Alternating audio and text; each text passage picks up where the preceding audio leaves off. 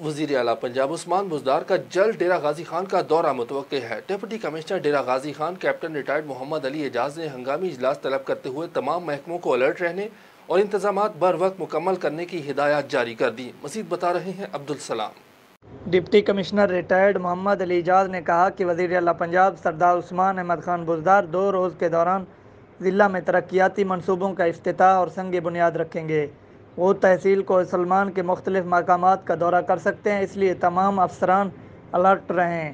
Committee روم میں منعقد اجلاس سے خطاب کرتے ہوئے ڈپٹی کمشنر محمد علی اعجاز نے کہا کہ وزیر اعلیٰ پنجاب سردار عثمان احمد خان بزدار کے دورہ کے پیش نظر تمام محکموں کے افسران اپنی ذمہ داریاں نبھائیں۔ Solid waste management company PHA، rescue 1122، metropolitan corporation, security ادارے وزیر اعلیٰ پنجاب کے روٹس کو چیک کریں۔